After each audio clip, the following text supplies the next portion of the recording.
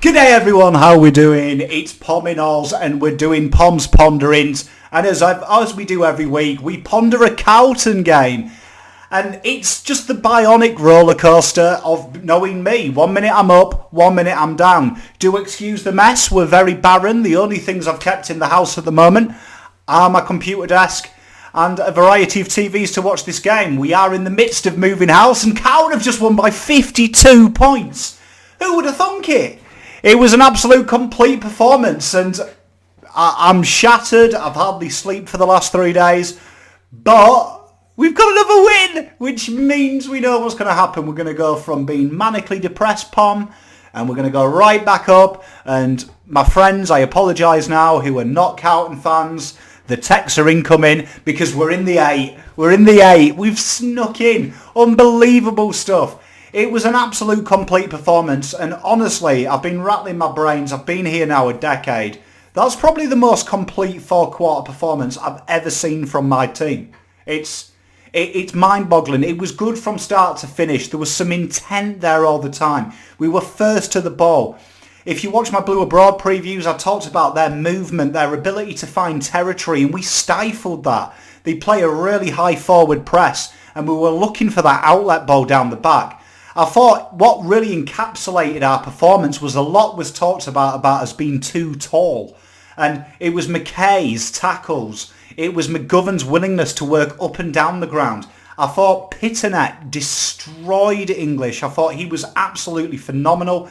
I think his second and third efforts. And it just shows when you watch English play, it really does stifle his ability to impact centre clearances when he is manhandled. It is his one negative, I would say, with English when you watch him play. And Pitternet did his job supremely.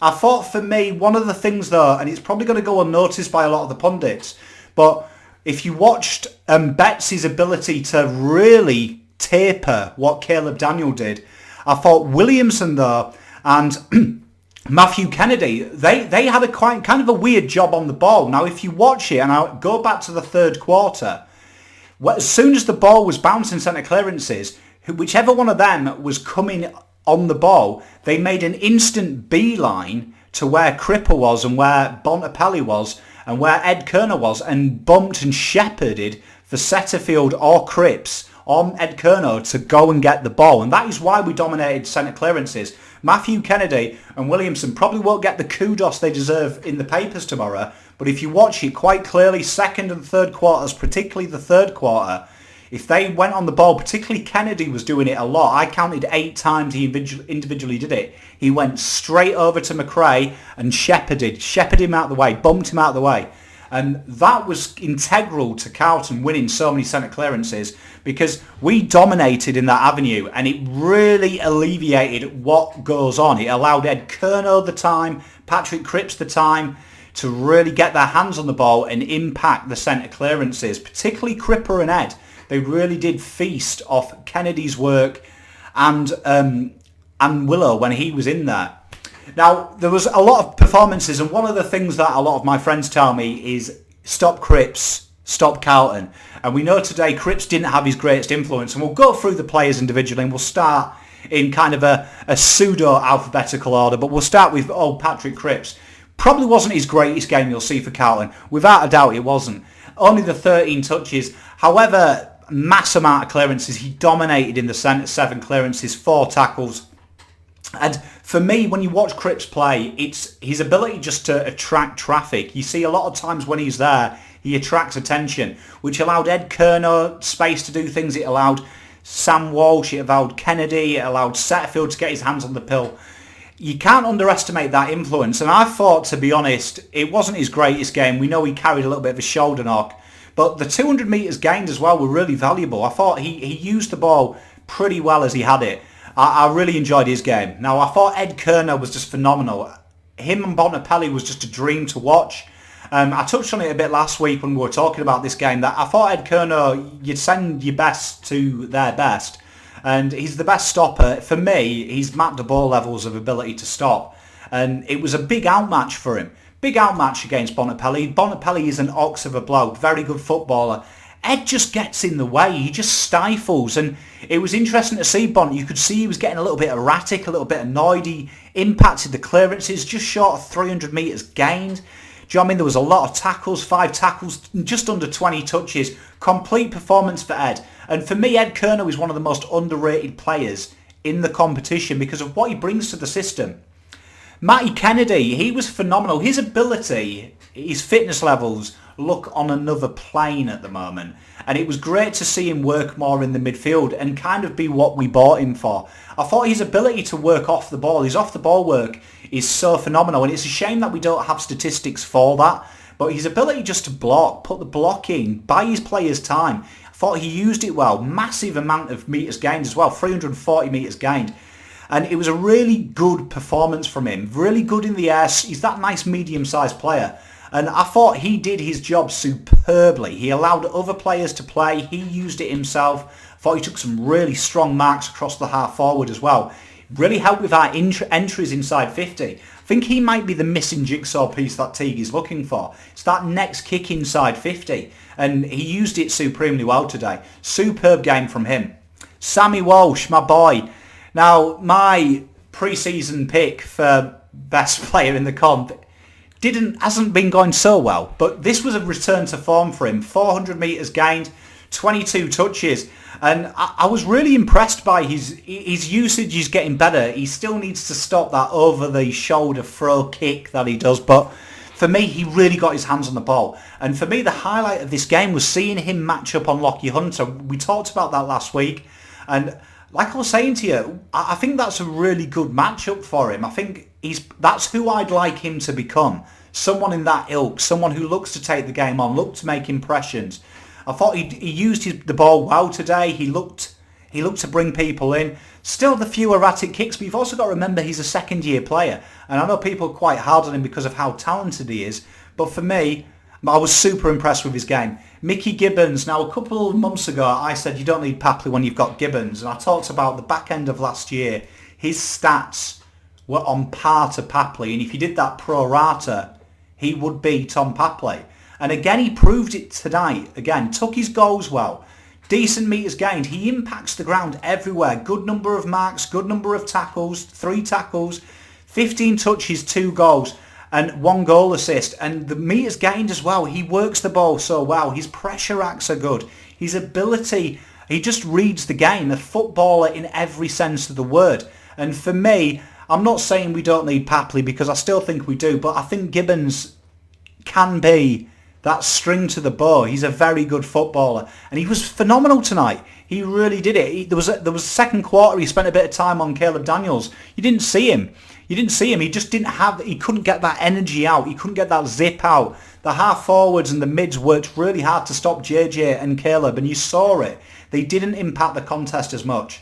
SPS, I thought SPS again, he spent a bit of time in midfield today and across half-back. The freedom, when he gets the ball into space, he's so good, and this game suited him because Carlton kind of played him more to our strengths. It was less kick mark and more looked for the run, and I thought he was really good. He really stepped up after the poor week last week.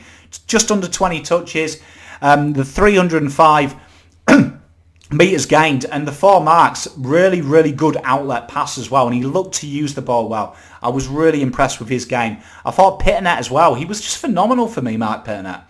I really enjoyed the fact that he's looking to be intense. He's looking to impact contests, not just numerically, and that is really important. He looks for the second and third efforts. 32 hit outs is a phenomenal night for a ruckman, and I really enjoy his game. His ability to just use the ball wisely as well, but also whenever he's around, he just kind of stifles. Whether it's a spoil, whether it's just creating that extra layer of doubt, it was a really good performance for me. Setters, again, he's getting better and better as the days go on. He seems to be becoming a real footballer for this football club. And I love his intent to the ball. I love his ability in the air. I'm loving the fact that he's starting to really see these spots of when to use the ball, when to go. And he's becoming a real good companion of Cripps. He's really starting to set up. In that end of the first quarter, he really stepped up. He really kept the centre clearances going, really dominated in the centre. And for me, if we've got someone to help Cripps and Cripps can have a 13-touch game and players like him can step up, we're in a good place as a football club. Real understated. He just goes about his work and does it. Levi Casbolt. I thought Levi Casbolt took his goals supremely well. I thought that goal he took was just Casbolt-like, wasn't it? He deserved it because he did everything but score up to that point.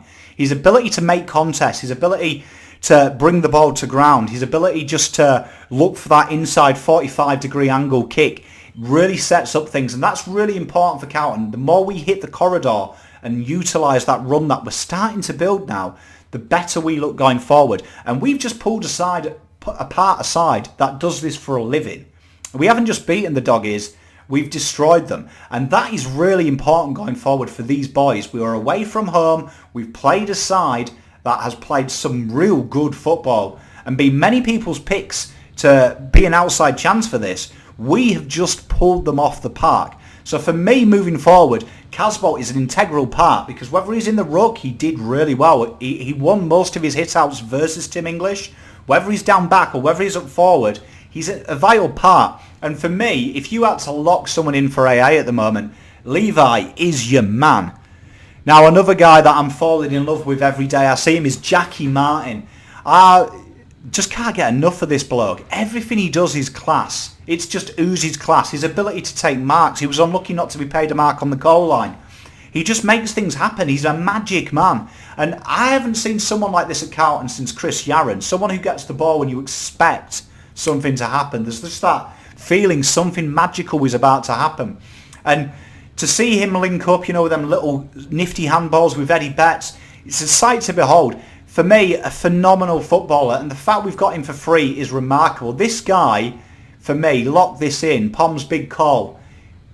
When we make a grand final, this guy's best on. Lock that away.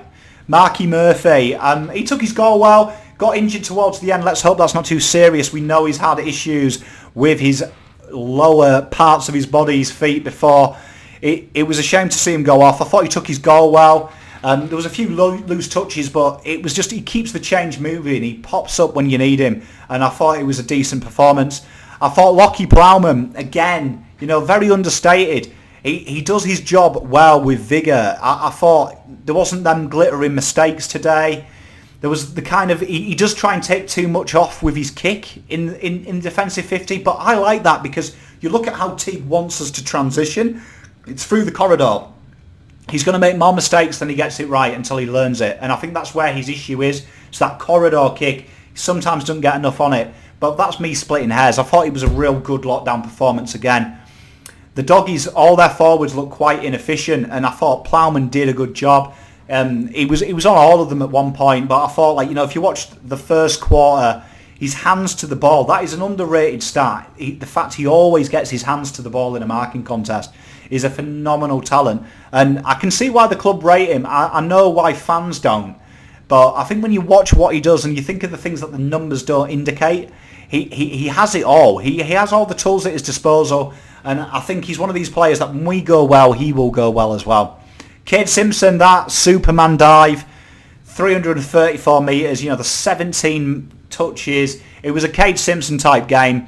And he came into it again. He's the steady Eddie down the back. You know what you're going to get with him. I thought he did really well. There was that moment, that spoil on the goal line was Cade Simpson. The game was won, and it's just them little things like that. You look at it for good teams, and it's teams that still fight even though the game's won. It's a good indication of a successful club. And you look at Liverpool. You look at Man City, you look at Arsenal's, all them dominant sides in other sports, they've always fought to the death. Like you think of the United in the 90s, noughties, always look for 4-0, 5-0, 6-0. There was a hunger. Liverpool have done it throughout the year as well. And that is what you want to breed into the team. And he personifies that. And I enjoyed his game again today.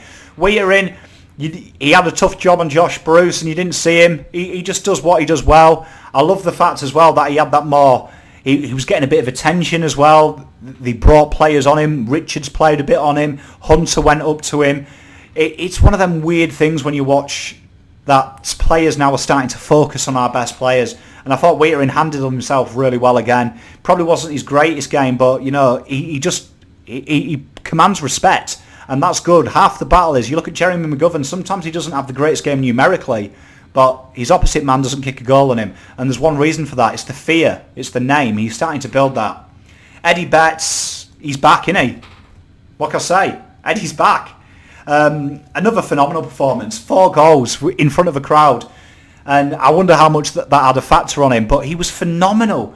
I thought, take away the 4 goals, the most important thing was his ability to stop Caleb Daniel running out of the defensive 50 with ease. He just followed him everywhere and impacted. So for me, a bit like Geary did to us the week before, it was a phenomenal performance.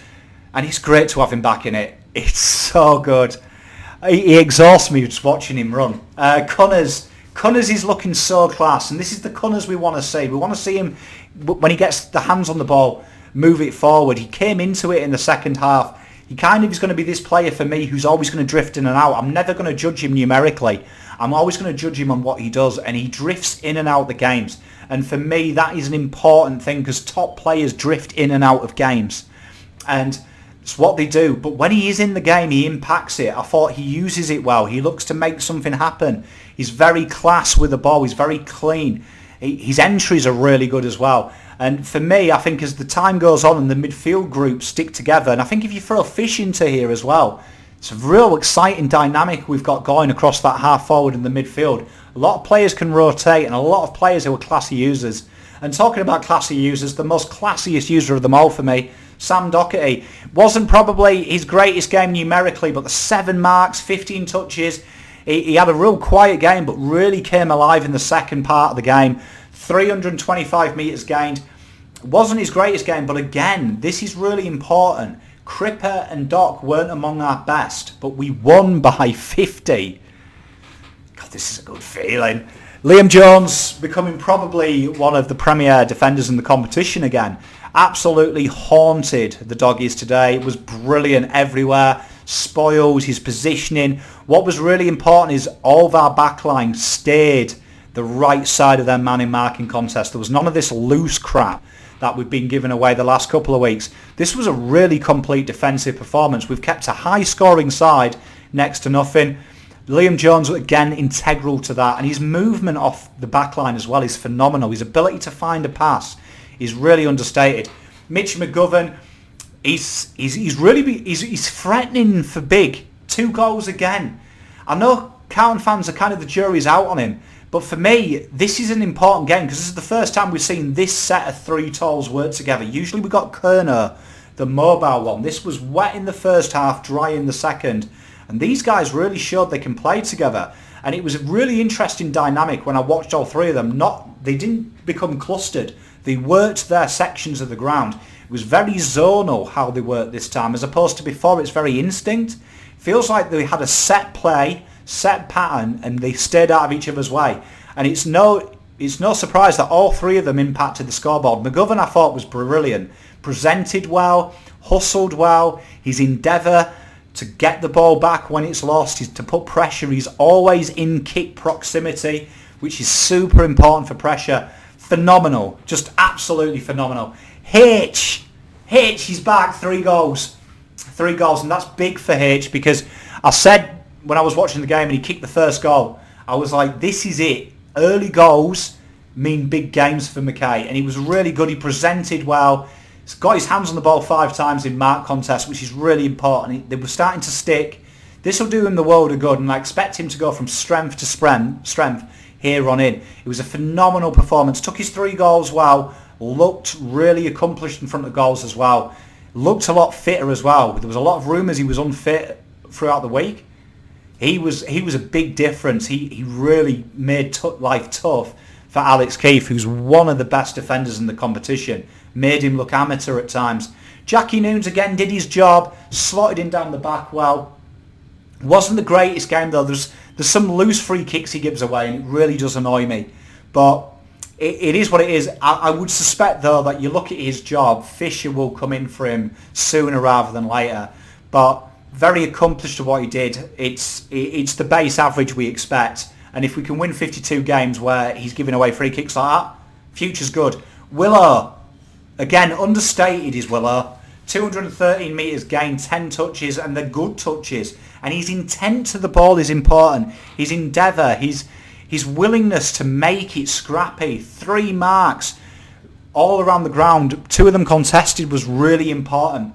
And what I love about Williamson is his ability to bump Shepherd. He's got real good awareness of freeing times. You see a lot of this in making the time for Doc. And it's really good. All in all, it was a complete performance. It was probably the best 4-quarter performance. I'd put this up there with Fremantle win. Because this was a 4-quarter performance where everyone did a base average or better. There was no carried in this team. They all earn it. It was a phenomenal performance, and we've played one of the best sides in the comp off. And we made Western Bulldogs look like the Western Minnie Mouses. They were poor, and I don't think they were poor because they were poor. I think they were poor because we brought it. We brought the intent. We took their energy from the start, and it was phenomenal. It was a very good performance all across the board. For me, I'm excited because Port, they've got their frailties, and if they can take this belief going forward next week, the crowd were phenomenal. Big shout out to Riley Starray, who was there. You could hear the noise, and I'm pretty sure I could hear his dulcet tones at times. But all in all, I'm buzzing, ladies and gentlemen, I'm buzzing. I love commentating a win, and this is what I'm on about. This is what I've been preaching, me getting upset, getting angry, going back and forth with some of you guys who say I'm a bit too harsh or I get a bit too ahead of myself. This is what sport's about, winning games, playing like that, making it worth something, because that was the 22 blokes that wanted wins, wanted performances, and they did it for you guys. Got to remember, that is their service. There's no point winning stuff for themselves. It means something to share it, and the people that were there, they did that for you. They did it for every blue bagger. And that, you could see the heart, the intensity. They did it for themselves, and they got the win for the fans, the travelling faithful. Phenomenal performance. And we're suddenly talking final spots. I know it's early, but we knock Port off next week. You've got to have the conversation of finals. Look at the teams around us. They're losing points. And it's about gaining this momentum. And it's important not to do what St Kilda did. They gained a lot of momentum against us. It's important they go forward and do it. I mean, for me, my 3 best on ground, let me just bring my notes up. For me, my 3 best on ground, I thought number 1 vote goes to Ed Kerner. I thought Ed Kerner was phenomenal. I thought he stopped their best player playing. It was a great game. 2 votes I'm giving to Jackie Martin, 2 goals. I thought it was a phenomenal performance. Everything is class. And 3 goals to Eddie Betts. 3 votes. What a wonderful 4-goal performance. The tackles, the pressure, made Daniel look Mickey Mouse. It was phenomenal. It was a great game for the Blues. And it's another 3 points. Just to let you guys know, we are in the process of moving house. I will be in the new place next week and tomorrow.